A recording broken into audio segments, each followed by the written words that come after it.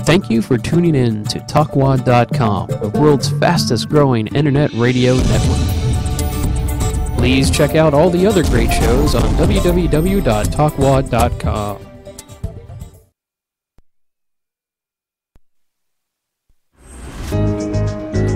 What if your customers are trying to find your business online, but instead of finding you, they find your competitors? Now, more than ever, it's time to make sure you have the right SEO to make your business stand out online. Welcome to Go Mind Your Business with Terry Bork, presented by Extreme Marketing Concepts, putting your business in front of the hungry herd of buyers who are looking for you right now. Extreme Marketing Concepts, helping you drive more traffic, dominate the market, and crush your competition. And now, here's Terry. Hello, everybody. Welcome to another edition of Go Mind Your Business. My name is Terry Bork with Extreme Marketing Concepts, and we're advertising to you today here at the All Your Business radio show down here at the TalkWad Network. My amazing guest today is Ken Jordan with Accent American Cleaning. Welcome to our program today, Ken. Hey, how you doing, Terry? I'm doing okay. Thanks so much for joining us today. All right. Ken is going to get us through some cleaning and disaster restoration questions that we might have, and kind of explain what all the big letters mean and how we can help us in the event of a disaster or just a regular cleanup in our homes for whatever reason. But before we get to that first, allow me to share with our audience a little bit more about Accent American and yourself. All right, let's see what my wife told you. Okay, let's see. I'm sure she's got it all down real good. Oh, I hope so. Okay. Ken Jordan, my guest today, is the owner of Accent American Cleaning and Disaster Restoration Incorporated. Accent American is a family-owned and operated business and has been serving the Tampa Bay and the surrounding area since 1985. Their company is CRI Green Label certified at the platinum level. They have earned the Angie's List Super Service Award every year since 2003, and no complaints have been filed with the Better Business Bureau in 28 years. Ken is an IICRC certified master cleaner and master restorer, as well as being an expert witness and a non-practicing senior carpet inspector. Ken has also been called on as an expert by several news organizations, including Fox 13 News in Tampa. Did she get it right? Yes, you did. All right. Great. And then when you call to schedule your appointment, Lisa Jordan will be happy to answer any questions that you might have, or any of the other folks over there at Accent American Cleaning and Disaster Restoration. If you have questions about anything that we talk about today, you can give them a call at 813-621-6015. And they've got a great website as well that will answer a ton of your questions. You can find that at accentamerican.com. Yep, accentamerican.com. So again, Ken, welcome to our program today. You. Yeah, lots of big words. Yeah, the highfalutin words. I'll try to keep it down. So IICRC, what is that? It stands for the Institute of Inspection, Cleaning, and Restoration Certification. Internationally, they're the only certification body that's recognized in this industry. Okay, great. And CRI? That's the Carpet and Rug Institute. They basically test vacuums, chemicals, cleaning methods. They're third party to prove what's valid. A lot of second party, someone will say my equipment is really good or whatever. Sure. You need third party validation. I got that. Okay. So a lot of these organizations, is it IICRC? Is that how you say it properly? Yeah, just it's easier that way. Okay, IICRC and the CRI, they have a green label program. What is that about? What happened is we needed years ago the carpet mills were getting blamed and replacing a lot of carpets too early, and everybody blamed it on wear. What they found out, they needed to test the carpets, and it turned out to be a cleaning issue and a maintenance issue. So they conducted a third-party testing to determine what cleaning methods really worked, dry cleaning, hot water extraction, what vacuums really worked, and what chemicals really worked, and it took them 8 years. Oh, my goodness, okay. What they found out was, and they developed a program to rate companies and equipment. To be green label certified at what they call the gold standard, it's the minimum you must be to clean a carpet for warranty, and you got to remove at least 80% of the soil. Sure. They do have a platinum rating, which is about 94%, which we are rated at. And they actually tested the type of cleaning methods. What we found out, and what most people don't realize, carpet dry cleaning failed every test. But carpet dry cleaning was never intended to clean. As part of the IICRC S100 standard, it's designed for commercial carpet, not residential. Okay. It basically doesn't remove soil, sand, or dirt. Carpet cleaning, it's not about spots or making it look clean in terms of health. Now, in the commercial industry, they don't care if you spin the dirt around. It's got to look clean for a little while, okay? But in the commercial industry, basically for every dry cleanings or interim cleanings, you have to come in and do a restoration cleaning. In residential, you always have to do a restoration cleaning. As of January 1st, 2008, a new warranty came out. All residential carpet must be cleaned by an IICRC certified tech who does hot water extraction. And if it's a Shaw's carpet, which makes 80% of the carpet, they must be green label certified. Okay. And not doing that, and you got certain times, so many months you got to clean, you will void your warranty. Oh, interesting. Now, they call it green label. Is that because it's environmentally friendly? The chemicals we use, understand what green is. Green is truly for human health. There's a lot of green chemicals out there that don't work worth crap. Right. It has to actually clean. And we use green chemicals that actually clean. Okay. Yes. I got that. Okay. Yeah. Perfect. Now,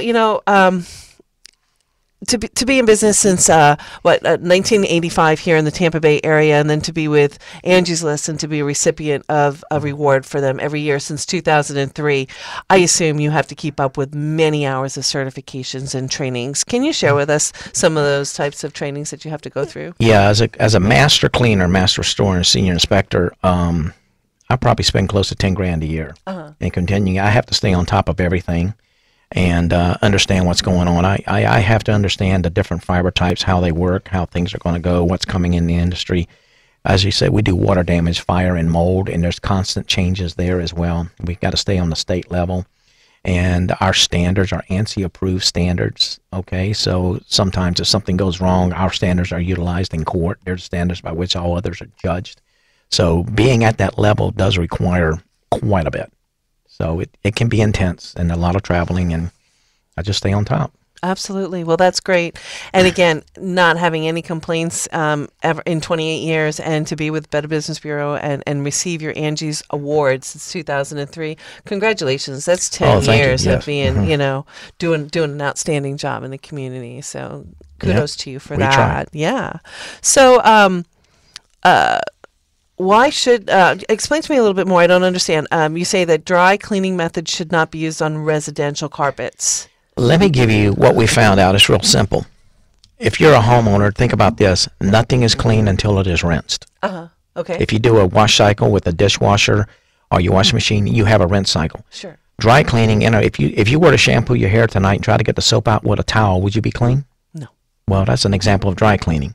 The bonnet method, where they spray the carpet with a process of carbonated water and they go over it and they spin everything around, there's no extraction. There's no removing sand or dirt.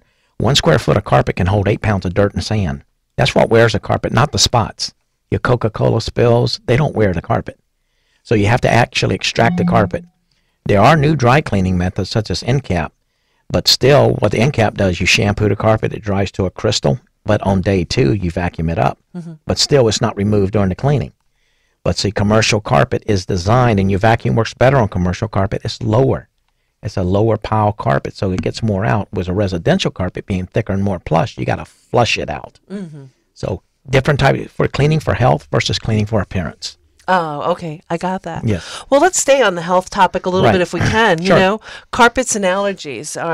Can we talk a little bit about it? I would love to do that. Okay. There is a big urban legend out there, and carpets are actually better for allergies than hard surface floors. Really? I'm surprised that you say that. Here's the problem. Medical doctors specialize in human physiology, not indoor environmental science.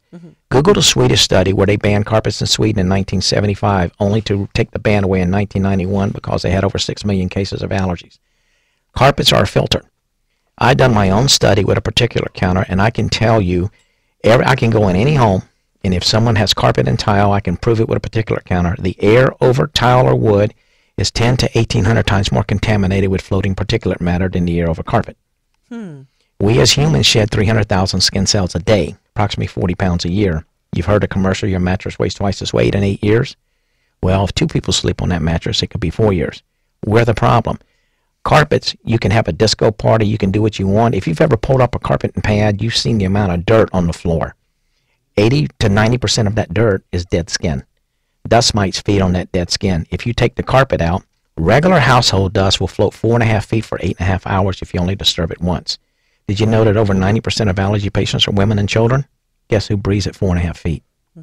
The fecal matter from the dust mite constantly floats at 4.5 feet. We tell people, get whatever flooring you want, but if you are a fan of tile or wood, you better be prepared to mop it constantly. You can take a black light, go into a room that has tile or wood, turn it on at night, and you'll see the dust at 4.5 feet. Go clean that room, come back a day later, it'll be there again because of thermodynamics. The clean, all the dirt will come from the clean. Thermodynamics is hot goes to cold, wet goes to dry, and dirty goes to clean. We cannot change that. So it's a filter. It's the biggest filter in your home. If you remove the air filter off your car, how long do you think your engine would last? Very long. You wouldn't ask me to write your prescription.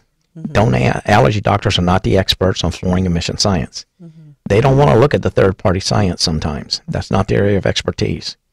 Like I said, I wouldn't ask my allergy doctor how to fix my fuel injection system on my car. Right. That's where we're running into issues. Some are finally getting on board. But like you said, leave the cleaning to the experts. Okay, I got that. Okay. Well, with that, all that in mind, Yeah. is there a right way to clean an Oriental rug? Maybe. Yeah, Oriental, as a master textile cleaner, we have different fibers. I mean, Oriental rugs and Persian rugs, they're natural fibers. Wool, silk, and cotton. We wash those in a pit. Don't take them to your dry cleaners. I'm sorry, dry cleaners, but the oldest rug in the world is called the Pazrak. It's over 6,000 years old, and we found it in a pyramid. They didn't have the dry cleaner around the corner back then. No. You wash rugs. Now, rugs, sometimes if there's been urine or something on the rug, that rug may bleed. If it's going to bleed, you want it totally underwater so it bleeds to the top and not to the side of the fiber. You beat the rug, you get the dirt out, you submerge them. You got to be specifically trained, but you're going to pay more money. It costs more money to have the rug. Expect to pay $3 a foot and up, and expect for that rug to be at the shop for at least 10 days. You wash rugs, you clean carpet. Big difference. Oh, there is a big difference. Yes. If you're just joining us, we are speaking with Ken Jordan from Accent American Cleaning and Disaster Restoration Incorporated. If you have any questions for him, you can give their office a call at 813-621-6015, and you can visit their website for some great information at accentamerican.com. My name is Terry Bork, and we're going to take a quick break and have a word from our sponsor, and we'll be right back after this message.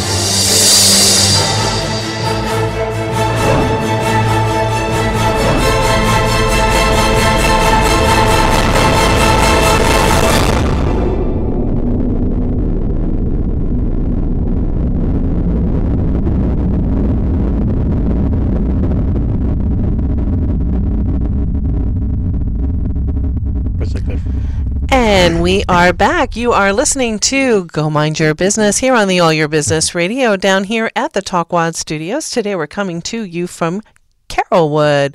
I am Terry Bork, and I am with Extreme Marketing Concepts. And you know, businesses today usually have one of two problems. They've got a fantastic reputation and nobody knows about it, or a lousy reputation and everybody knows about it. So if your business fits into either one of these categories, give us a call. We can help with that. 813-863-1452. We are speaking again with Ken Jordan of Accent American Cleaning and Disaster Restoration Incorporated. And if you really want it clean, call 621-6015. Yeah, that'll work. That's an 813 area code, Yes, it folks. is. All right. So we're talking today about, getting it clean, whether it be through restoration or through the carpet itself or stuff. So let's talk about mold and sewage. Is they're both kind of nasty.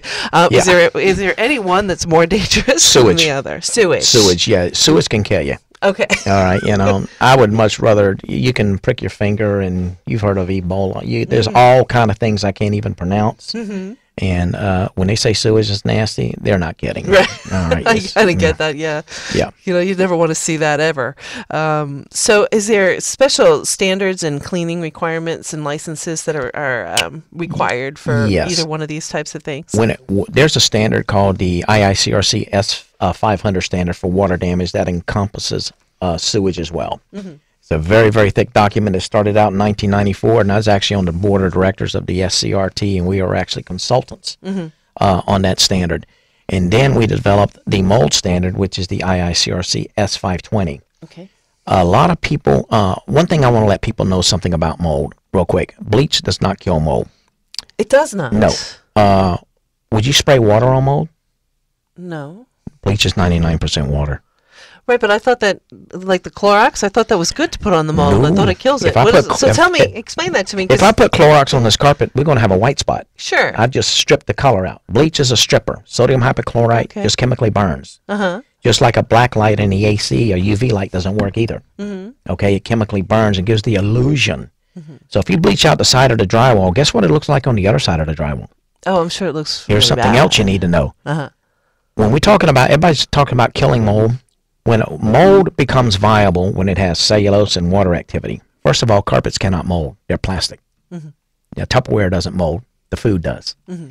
So what happens is when you have enough water activity in cellulose, at some point the mold goes from a non-viable state to a viable state, and it produces colony-forming units, CFUs. No, you don't want to inhale the colony-forming units, but they pretty much stay where the water in the food is. They don't get airborne. When the mold dies, at some points it's going to lose moisture. Then it gets really dangerous where the mycotoxins come into play. But the mold has to come alive first and then start approaching death. That's when you go in a building 6 months later and they produce spores. Okay, you don't want to inhale these spores because these spores can get in your lungs where it's wet and start growing again. That's why there are protocols for remediation in negative air and certain types. Some contractors call it glorified demolition. No, there are reasons behind that. I would much rather walk through a room with colony-forming units than a room that's had mold that's been dead. One of the ways you got to kill the mold at some point. Dehumidification, drying it out, will kill it. You don't need all these sides and stuff like that. And then it's a controlled removal of it. That's why if you have a water damage, never do it yourself. Call someone who's certified in water damage who has an infrared camera and can show you the hidden moisture. You can't see it. Too many people get a roof leak. And they fix the roof, but don't address all the water that ran through the walls, to the floor, and then 6 months later, they got wall problems. Okay, so let's talk about something real quick for a minute, if we can, because I want to stop there. Yeah. So, the bathroom in the house. Right. You use your shower, and well, at least in the house that I was at previously, maybe many years ago, over 10. No. 10, okay. No, seriously though. You can see the green. You take a shower, it's moist above the shower. You can see green, maybe some stuff. That is mold, right? Or maybe it's black. I don't know. It's like most of the time, what you have in a shower is mildew. Now, mold and mildew are both fungi. Oh, okay. Where bacteria is with the sewage, mold and mildew are fungi. What happens in a shower, you're constantly having moisture. And you always notice the mildew growing in the grout. It's porous. But what about like on the ceiling? If you're above the ceiling, you're not airing out the bathroom. You may not have an exhaust fan in there, and the drywall can mold. Oh, it can mold. Yes, it can.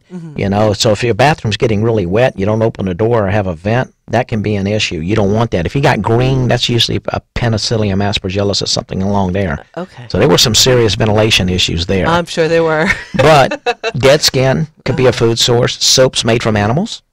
Okay. So soap. So you're constantly got moisture, and so you constantly got to clean your bathroom. Yeah. So, oh goodness. So, okay. So we can do a lot of bad things to ourselves unknowingly. Yeah. It's just, most people clean good, but they like to use bleach in the bathroom because it changes the color. Scrub it with detergent water. Uh-huh.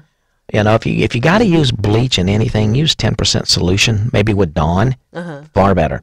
Oh, Far better interesting. results. Detergent and water. We scrub studs and stuff with detergent and water. We don't use bleach.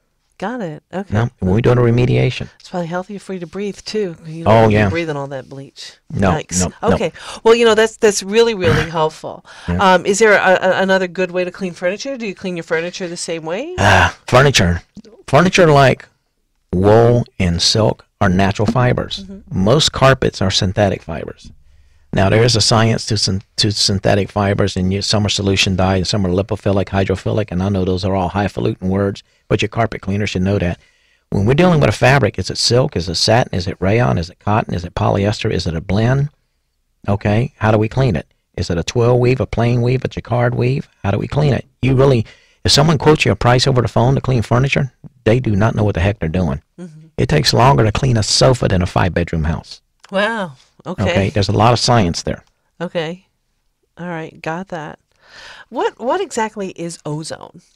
Ozone, okay. Ozone is one of the inert gases that Mother Nature produces, and it is toxic to humans. Okay. A lot of people believe ozone, you've been sold.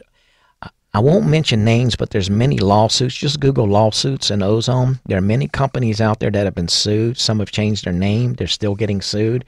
You may have seen a commercial a while back where a guy would hold a little puppy dog, okay, and talk about ozone. That commercial's no longer on the air. Right. 1 ppm, 1 part per million of ozone is toxic to humans. If I'm using ozone, I got to put up an MSDS sheet. But what works in ozone is the hydroxyl gas. We now have our hydroxyl generators. We can run hydroxyl in the building and it be safe. It's the hydroxyl that does the work. Okay. Great. But ozone, the ozone salesman will sell you a bill of goods. Right. No, Okay. avoid it. Perfect. I got that. We're talking about what's safe for humans. What about our pets? I've got cats. There's dogs. You have dogs. Well, you have cats too. Yes. So- 5 cats, 3 dogs, yes. So, how do we keep them safe from Well- breathing this stuff? They're way lower to the ground than we are. Well, believe it or not, people, like I said, you can have a disco party on a carpet. If you've ever taken a rug and tried to beat the dirt out of it, you can beat it till hell freezes over. You're not getting the dirt out. Right. The reason the dirt sticks to carpet and rugs so good is called Van der Waals law of magnetic forces. Same reason a fly can walk on a ceiling or a lizard climb up a wall. That's why you have to use chemical action. You got to spray it with a detergent, use a lot of heat, okay, and really clean that out. Your vacuum also, clients out there, vacuum at a higher setting, not a lower. If you set your vacuum lower, you're beating the dirt right through the carpet, untwisting the fibers. Here's a little trick. Put a quarter in front of your vacuum, turn the vacuum on, and start adjusting the height to where the quarter vibrates. Oh. Visualize the fibers shaking rapidly and the sand flying off and the airflow gets more dirt out. Oh, very interesting. Cool. Odors in a carpet. I'm sure you've smelled a lot. What's been the funkiest thing that you've ever had to deal with? Oh, cat urine. Oh, well, there's nothing that No, yes, smells I can nasty get. as Yeah, that we cat. can get it out. Absolutely. Really? Yeah, we have You the science to can. get it out. Wow, because I didn't think that came out of anything, and it's just so nasty. Well, put it this way: cats like to go within 9 inches of the wall or a sofa something near a wall. The sofa may act as a wall. We have to flood the carpet because urine goes as an acid, and in 14 days can become an ammonia salt. That's why if you have a dog or cat that's had an accident, the spots keep coming back. It works like baking soda in your refrigerator. You put baking soda in the refrigerator to absorb moisture so you don't smell an odor. Oh. Well, basically, all your urine spots dries to a salt like baking soda and attracts moisture. Okay. So people who open the windows to let the smell out make it worse because we live in a tropical environment. Right. So to get rid of the odor, I have to flood it with an acid and break the pH down. I have a special tool that sucks all the urine out of the carpet and pad without pulling the carpet and pad. Use an enzyme at 140 degrees, put it in there, and the odor's gone. Oh, okay. Got it. Let's talk about duct cleaning for a second. There's so many commercials that tell you, oh, you have to clean your ductwork. Is that really effective? Yes, it is. Okay. You need a duct. First of all, duct cleaning is not going to clean 100%. You cannot be that aggressive. You'll tear up the ducts. Right. You need some light brushes, and you need to be concerned about what's airborne and goes to the end. Duct cleaning before tile and wood took over, you could clean a carpeted house every 10, 15 years. Right. Now that people have tile and wood and they don't run a filter, they need at least a MERV rating of 8 or 9. AC people are trying to tell people to run the cheap filters because of the airflow. You do not need airflow that much. You do need some restriction. If it goes through the filter and gets in the ducts, you'll be cleaning your ducts every couple of years, and it's expensive. Oh, my goodness. Okay. When you smell a burning smell when you turn the Yeah. heater on, that's all your dead skin. Oh, thanks for sharing. You're welcome. All right, Ken.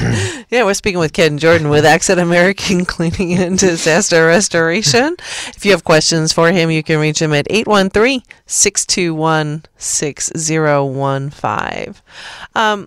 Let's talk about water damage inspections. How do you conduct a proper one if somebody's in that situation? Or if you have a water damage, please call someone. If you don't know if they have the proper credentials, go to certifiedcleaners.org and make sure the company's certified in water damage and applied structural drying. Okay, and I want to just say that again. Certified. And they're certified in water damage and applied structural drying. Okay. Or call 1-800-835-4624, toll-free number, and ask. Okay. You and want that website again? certifiedcleaners.org. Okay, certifiedcleaners.org. I Right. just want to make sure we have that. I'll give you an example. A lot of people deal with primary. They see water on carpet and pad. Carpet and pad is the easiest thing to dry. We have to classify, is it clean water, is it gray water, is it black water? Then we go through and we use an infrared camera to see if water's wicked up the drywall. If it's clean water, we can dry those walls and all that out. The problem is if you let it go too far, every homeowner's policy says you must preserve and protect your property. I have seen people's claims denied in the future, or there's a $10,000 cap on the mold because they didn't take, prudent measures to stop and protect their property. Don't try to do it yourself. The typical thermal imaging inspection will cost you about $250. The cameras run $9,000 to $15,000. But you get a report. You cannot see it with a naked eye. You put your hand on the wall, you can't tell if nothing's wet because you're 72% water. And you can't take a moisture meter because water will follow the least path. I've seen it skip 3 bedrooms and show up in another room and wick up 4 feet. Don't diagnose it yourself. Okay. Just don't do it. Okay, great. What's the difference between a remediator and an assessor, and what are their licensing requirements? That's a good question. Recently, Florida, as of July 10th, 2010, the state required mandatory licensing. Some of us got grandfathered like myself. You cannot be an assessor and a remediator on the same job. Okay. You must possess the license. If you possess the license of remediator like I do, and I would have to have a third-party assessor. For example, if you had a mold job in your home, all right, if I saw there was mold everywhere, I wouldn't need an assessor to tell me there's mold. But I would need an assessor to come in and document with forensic testing that I have gotten rid of the mold to what's called a level 1 condition per standard. Then and only then can you rebuild the building back. If you don't have that, you don't know if you've gotten rid of it. Okay, great. So when you come in as the disaster, the person fixing the disaster, Right. What is there standard procedures on what typically a homeowner can expect if they have a claim? Yeah, what we usually do, we don't try to interpret policies, but you need to look at your coverage A. And if you got a HO policy, which is, you got 100% replacement cost coverage, I don't think there are any ACV, actual cash values anymore. I don't think so. But pretty much your A covers your building, your B covers your contents, and your C basically covers your out-of-pocket expenses, and you will have a deductible. And a lot of times with the water damage, you may have a company come in and do the drying, and then a separate company may come in and do the rebuild back, and normally the deductible goes on one side. We happen to do both, but depending on what you got, your guy should walk you through it, work with your adjuster, and basically be there to answer any questions you have, and there should be no such thing as a dumb question. Okay, great. Right. Well, I know, because it can be confusing when you have a claim, Yeah. Normal people are kind of thrown off a little bit They don't understand when that. disasters happen. Their life's out of array. Sure, I got that. Okay. Let's go back to carpets for a minute if we could. You were talking before on how often things should be cleaned. So on a regular carpet in a standard house, how often? Well, you need to, first of all, the new warranty requires most carpets every 12 to 18 months minimum. Really? You can clean more often. Let's take, for example, a house with kids and pets. And let's take the family room where you live. If you live in that room, you eat dinner in that room sometimes. You really live in your home. That's heavy use. You should clean it every 3 months. Okay. Now, medium use areas, maybe where your office is or your kids' rooms, depending on your age, every 6 months. The dining room where you have Christmas dinner once a year, where the pets like to go pee too. They like to pee where nobody lives. All right? You should clean that at least once a year. Some carpets require you should have a protector put back on, but there's solution dyed carpets that you don't need that. And your technician should be honest with you and tell you that, because it'd be a total waste of money to put it on. And it's a hot water extraction. So break your home up heavy, medium, and light use. Okay, got that. Now, when you come in to do a carpet cleaning, you know, we've all heard all the different stories. You know, Right. are you bringing the water with you? Are you taking the water out of my hose? You know, how does that? How's the water get into the carpet? Well, for me personally, my trucks are extremely powerful. Some truck mounts can't work over 100 feet. Mine can go over 1,000. I bring my own water, and I have ionizers that ionize my water and soften it. So in case I run out of water and have to use yours, I have softening systems built in. Okay, but the reason I have such expensive equipment is because I do water damage. You know, there's some franchises out there that really wet carpets. I'm not mentioning any names, but that doesn't mean that it's the carpet cleaning process. It's just they drug their hose too far. They're putting too much water down. And your water that goes down has to match the airflow of your blower's capacity to pull it up. Okay, I got that. Okay, now then you're sucking it up. Now, does the water go down a sink or a drain? Does it go back out into your truck? Goes into the truck. Okay. And in the state of Florida, you're not allowed to dump the water directly in the street where it can go in a storm drain. You can be fined. They're not worried about the water. They're worried about the lint and the fibers. For example, I use a triple filtration system, and I hook up a hose and run it back to your yard. And by the way, that soap is good. You will know where you dump the water because your grass will be greener and higher in about 3 days. Okay, got it. Yes. Okay, great. Now, carpets. Let's talk about. I'm sorry. Let's talk about tile for a Sure. minute. Okay, let's clean our tiles. Is it about the same amount of time as a carpet? No, you said more. We should do it more often. Well, most people can clean your tile yourself. Hard floor. People love hard floors because they can do it themselves. The problem is they don't realize how often they got to do it. You see how dirty tile gets. Sure. You don't see how dirty. I can hide, like I said, a pound of dirt in carpet and just rub my fingers and it disappears. Right. So you're doing maintenance all the time. So tile and wood are great for people who love to clean. Okay. Carpets are good for lazy people. You know, how about like the grout lines? You know, That's is there the problem. something really good that we can put down on our grout? Not really. Think about it. Your grout is a ditch. Yeah, it is. When you're cleaning the floor and everything accumulates in the ditch. How you get it out of the ditch? You can't. You got to use an extraction or suction or high pressure. Okay. So even if you treat your grout with a sealer, it still gets dirty. If you run across a Scotch guarded carpet and leave dirty footprints, they don't walk off. You still have to go clean the footprints up. Okay, I got that. Okay. What's the difference between a spot and a stain? A blind man can find a spot. Okay. Close your eyes. You can feel syrup. You can feel Coca-Cola. You can feel sugar. Now, you may have a stain under that spot. Bleach spot feels no different. Kool-Aid feels no different. So a blind man can find a spot. So most people say, I've got stains in my carpet. If they're sticky or dark or brown, those are spots. They come up. Got it. No matter how much you clean bleach, it's not coming up. Some stains can be removed, and you will pay more for a Kool-Aid stain. Now, some carpets, if you have solution dyed like olefin or PET polyester, they'll come out. Got it. But certain nylons, they'll stain. Oh, okay. So you got to understand the science of removing those. Okay. But it is possible to get the Kool-Aid or the red wine Yep. or, you know, Hawaiian punch out of the carpet. If you got a really trashed carpet, you want a certified master cleaner. Okay. And, you know, someone that has that experience, or, you know, lots of issues, maybe urine or peeing, you want a certified master cleaner. Okay, great. Dust mites. You said that there's a really big problem down here with dust mites. Yes. Is it just Florida or is it everywhere? If the humidity is above 40%, you have dust mites. Okay. In states that have low humidity do not have dust mites. When you look at the period of the end of a sentence, 16 dust mites can fit on that period. Their fecal matter is so small you cannot see it with the naked eye. That's why if you have tile or wood, it floats at 4.5 feet indefinitely. Remember I told you regular dust will settle after 8.5 hours? If I walk one time and stir it up, it flows another 8.5 hours if I only walk once. Right. That's the dust we can see with the naked eye. Sure. You've ever seen the sunlight come through? Okay? Yes. Okay, you can't see the fecal matter from the dust mite. Okay. No, but when you have your animals running through your house, You got there ants is even no worse. There is no settling. They're doing their thing. When you see the little cobweb in the corner of your room, that's dead skin. Oh. That's not a spider web. That's dead skin. Oh. Okay. It's such a happy interview.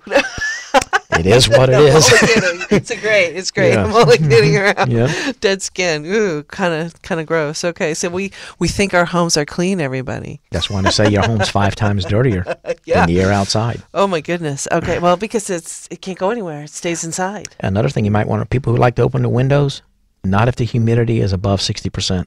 Okay. If you like opening your windows, buy a thermal hygrometer at Radio Shack. And I don't care how cold it is, if it's cool, if the humidity is above 60%, don't do it. Okay, great. Got that. Let's go back to disaster for a Sure. few minutes if we could. What are some common things that a consumer should ask after there's a fire or there's water damage or there's mold damage of the company that's coming in? You know, there's standard questions that the homeowner should ask. Well, some of the questions are, what are your credentials? Okay, check out their reputation. The company that's going to build the building back should be a licensed builder or a licensed general contractor, which we are. If you got a roof, you should have a certified roofer. Do permits need to be pulled? Okay, you need to know that. Don't give all your money up front. Now, sometimes insurance company, if people don't have it, and sometimes they will pay the contractor because their name's on the check. In that case, the contractor would be an idiot to run with your money because he's going to lose the insurance work in the future. But for most parts, you may have to do a third, and a third. Okay. If it's not insurance, give the contractor 1/3 down. Right.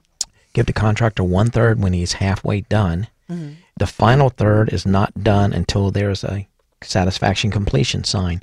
Any changes you want to make, if it's an insurance job and they're giving you carpet and you want tile, and they say, okay, we'll give you tile, get it in writing on a change order. Okay, great. All right? wonderful. Document everything Okay. and photograph everything. Okay. I'd recommend you go through your house with a camera and photograph now. Right. Well, you want to have something, your proof Yes. first. Absolutely, especially on contents. Okay, well, and that's true on anything. Whether you know, he can go on vacation and come back and have a theft. So If you got know. high-end stuff, like you got high-end rugs, get a separate appraisal. Got it. Don't tell someone you got a $20,000 Capri silk rug and you can't prove it. Okay. Exactly. You need to, have that documentation. I'm sure the insurance company is going to want you to prove it. Yeah, so- absolutely. You won't get 20 grand for that rug. No. No. No. You know, let's say that you do have some sort of a water loss in your home. Mm-hmm. How long does it take for mold to start to grow? You know what's ironic? The standard, you got a 72-hour standard, but actually that's for carpet and delamination. We can dry carpet. We're actually, Hydrolab is doing a study with drywall with Rachel Adams, and we were thinking 3 to 4 days. We're finding out in some cases they put wet drywall they create a sphere at 90% humidity. It's taking 21 to 25 days before they see any mold. Okay. So it kind of depends on the conditions and the dust load and the cleanliness of the home. I've seen mold come in 4 or 5 days. But for a rule of thumb, if you're building the drywall, what molds is what cellulose. You need to get with that realistically within 5 days. Okay. Okay. Now, how bad should it be before you call? You know, like what's it? You see a little bit of roof damage. Maybe it's raining. Let's go and back you're to what hanging I out said about watching any TV. water. Any Every water damage. I don't Okay. care. If you see a leak in the roof, I can go through with an infrared camera and maybe find 10 leaks you haven't seen yet. That's kind of scary. Right, because and then it shows blue, it shows color changes, and then we measure with a meter. All right, but we need to find that now, and we can dry that. I just dried a ceiling last week. Okay, I just dried one yesterday from a leak, but I found the actual leaks. It was an insurance job. We can find leaks from shower pans. Okay. So we can find a lot of stuff, and not only that, we can help document it in case the insurance company doesn't want to pay it. We can Right. prove with the camera that it is what it is. Okay, great. Now, Ken, I know that you like to service Tampa Bay. Yes. So give us how far north are we going? We'll go Tampa, Pinellas, Pasco. We'll go Plant City. Plant City. We'll go to parts of Lakeland. Uh-huh. Depending on the water loss. But for the carpet cleaning, we kind of want to keep that kind of close. Okay, so carpet cleaning more staying in Tampa. Tampa, But Pinellas, Pasco. yeah. Right, but restoration, Yeah. we're sending out a crew and it's okay. And, Yes. that could take a couple days. I mean, that might not be a quick in and out. That could be a couple Yeah, days. what a lot of people don't realize is I can give you an example. I can dry any carpet and pad in 13 hours. I don't care how wet it is. Uh-huh. But a lot of people think, oh, it's dry. No, it's not. The walls may be, the water's 3 feet high. After day 2, it might be 1 foot high. Okay, And then slowly decrease the equipment. right. Another thing, if a company comes in and they put X amount of equipment, it should be decreasing slowly. You shouldn't have 100% equipment and then 10 days of drying and then 100% equipment. Okay. That company does not know what they're doing. Got it. Okay. And then if it's an emergency, are you coming out at night if there's an emergency? Yeah, it's funny because sometimes I go out 2, 3 in the morning and the neighbors call the police. They think we're cleaning carpets, and the police come over and they're like, "You got to turn off the truck." I said, "I'm not cleaning. The house is flooded." Realistically, you got a 72-hour window on carpet. If your house floods, I know you're hysterical and panical.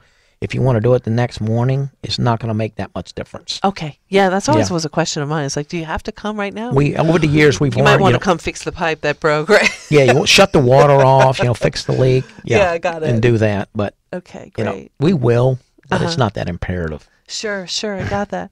When you're cleaning, if just want to jump back now to carpet, when you're cleaning the carpet, how long does it typically take after just a normal cleaning for it to be okay for you to walk on? Well, you can walk on the carpet. First of all, our carpet's dry in a couple hours. If I'm dealing with solution dyed olefin, it dries very quickly. If I'm dealing with a 6th generation nylon, it takes longer to dry. If I'm dealing with a PET or PTT polyester, it can dry in a couple hours. Okay, great. So, in other words, some fibers sink in water, some fibers float in water. So the fibers that float in water dry quicker. Got it. So it depends on the fiber. Okay. But if the carpet, we can do a rotary extraction with a machine that's not a brush and have it dry in 45 minutes. Okay, I got that. Great. We've been talking with Ken Jordan with Accent American. If you have any questions for him, you can reach him at 813-621-6015. Ken, is there anything that we haven't talked about? We've talked about so much dead skin and cleanup and restoration type things that we haven't covered that maybe we should? I think we covered. Let me give a little tip on urine damage. Yes, please. For the homeowners. If you buy in a spot cleaning, if you buy an over-counter product, you need to rinse it. Most of them will sell you some product, you spray it and you rub it and you walk away. That's shampooing your hair and trying to get the soap out with a towel. If you want to use that, break out a shop vac, pour water and rinse it. Or if you have that bottle at home, pour the contents out. Put 2 ounces of non-sudsing ammonia with 8 ounces of water. That is your spot cleaner for everything other than urine, feces, or vomit. If you have a doggy that's going to the bathroom, blot it. Put baking soda on it. Leave it for 48 hours. After 48 hours, vacuum it up. If you have a canister vac, dump it, or buy a shop vac. Don't use a bag because you'll have to throw the bag away every time. Then after 48 hours, after you vacuum it up, add vinegar to it. You'll leave a little bit of baking soda behind. The vinegar will mix and start foaming out. But when you add baking soda to urine, you neutralize the acid with the pH, the alkaline pH. You prevent it from getting to the pad, and you prevent the stain.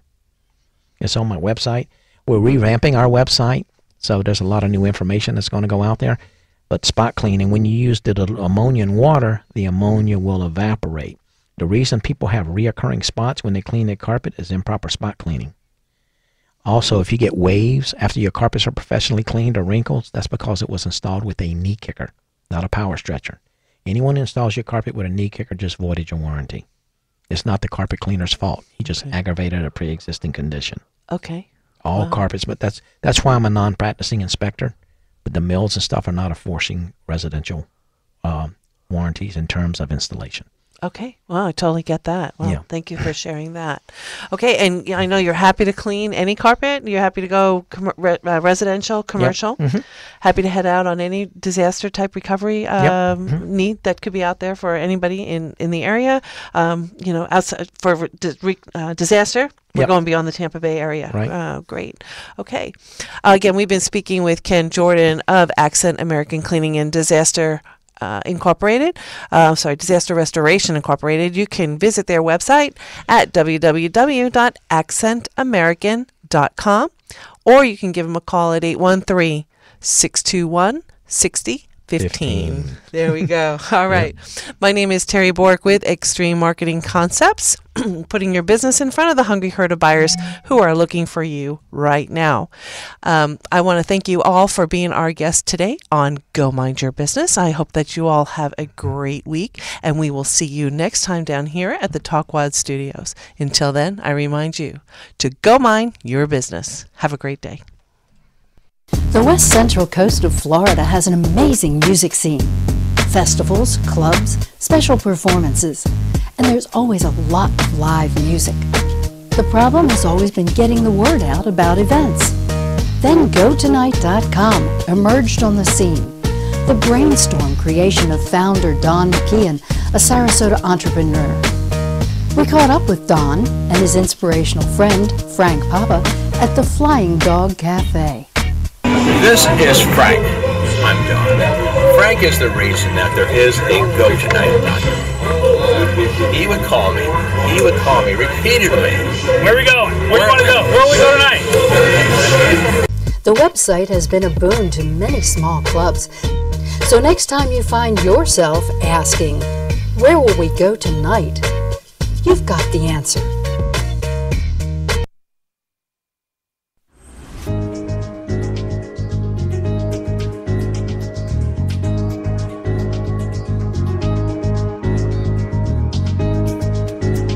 Thank you for listening to Go Mind Your Business with Terry Bork, presented by Extreme Marketing Concepts. If you want to drive more traffic, dominate the market, and crush your competition, find out how by visiting our website, www.extrememarketingconcepts.com. And join Terry next time for another episode of Go Mind Your Business.